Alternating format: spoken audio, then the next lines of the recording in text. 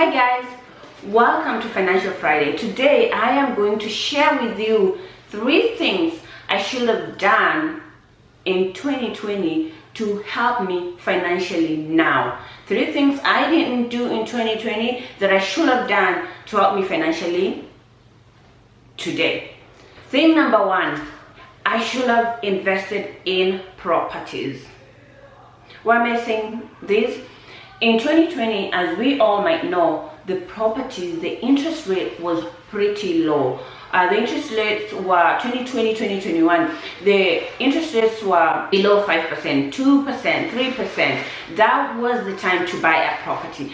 I know the mortgage rates are usually mostly determined by, yes, the price of the house matters, but the interest rate actually is, an important factor in how much the mortgage is. So let's say in 2020, if I invested in a property that required a mortgage of $1,500, that same property now, if it's selling now, it's probably doubled. The mortgage is probably doubled due to high interest rate. So maybe the mortgage is $3,000. So if I bought a property that required a $1,500 monthly mortgage and then use it for a long-term investment as a long-term investment property, now I will be easily cash flowing the whole mortgage amount. Like I'll rent that property, let's say for $3,000, and $1,500, the whole $1,500 will be a cash flow money in my pocket. Not only long-term, the equity of the properties will have skyrocketed. The equity now, people who bought houses then or before 2020, their equity is crazy. And the other thing, I could have invested in short-term rentals, mid-term rentals, long-term rentals, like I've discussed.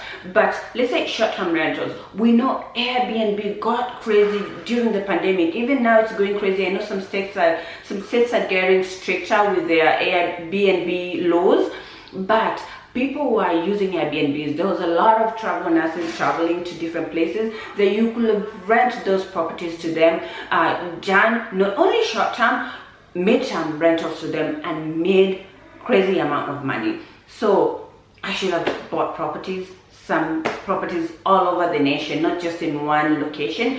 The other thing that made the properties, go crazy, people are moving from high cost living areas to low cost living areas. So there was a lot of trading, buying and selling going around. So that would have been a really good thing to do. Number 2, I should have invested in stocks, and I am talking about index funds specifically. In 2020, as I like to say, the stocks were on sale. They have grown crazy. 2024 has been crazy. The stock, let's say the S&P 500, for example, this year alone, I think it's gone up to 12% or almost 12% if I'm not wrong. It's going crazy. In 2020, 2021, the index funds were so low. People had panicked. People, there was a lot of conspiracy theories going around, and people were selling them. When majority of people sell the stocks, they are on sale, a lot of people buy them. I wouldn't say it was a recession because a lot of millionaires were made during the pandemic. I'd say people panicked and they were selling them, and the smart ones were buying these stocks. So I should have bought a lot, put more money on stock investment so that I can see the growth. Obviously, the dollar cost averaging will have helped me throughout. Investing in stock is not like a one-time and stop. It's a continuous process. But had I invested in the stocks then, I would be seeing great returns now. The third thing that I should have done in 2020 was buckle up and take a course about something. There's so many avenues of getting trained, certified, or learning about something now, thanks be to social media, especially YouTube. I should have buckled up and learned something, maybe e-commerce, digital marketing, YouTube, real estate investment, stock investment. In 2020, we had so much time on our hands. It doesn't matter if you're working or not. all weekends, all days off, we spent majority of the time, at least I did, I spent majority of the time indoors. If I wasn't working, I was indoors.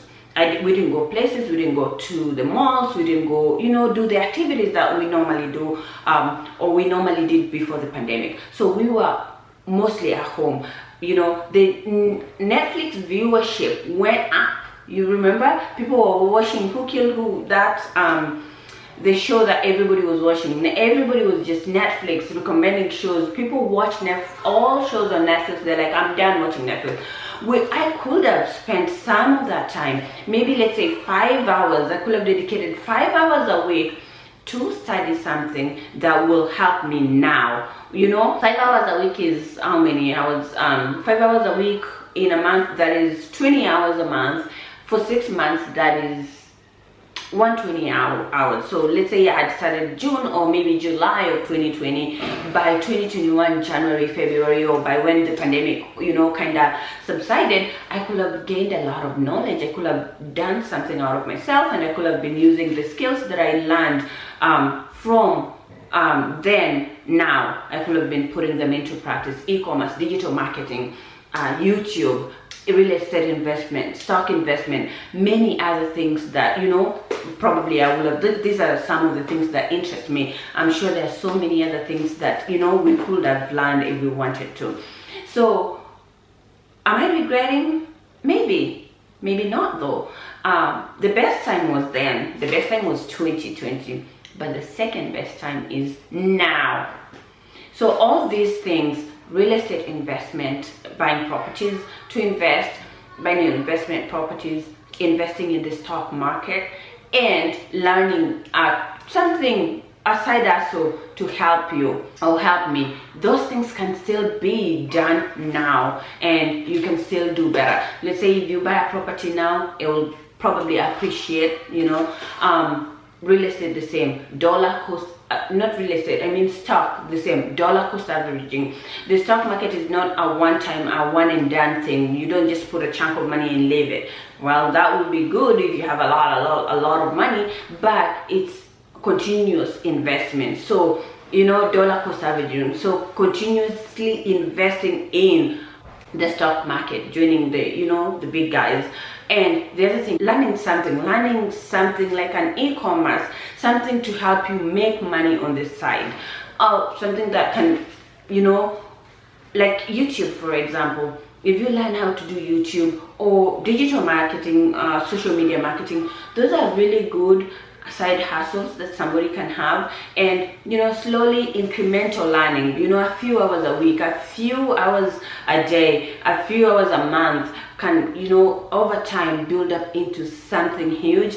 And in the future, you will be so proud of yourself for doing this. In the future, I'll be so proud of doing something. Are you going to do something? Because I am going to do something. I plan on doing something with myself. I don't plan on talking and not doing. I plan on taking action. The other thing is analysis paralysis, I should say. A lot of, in 2020,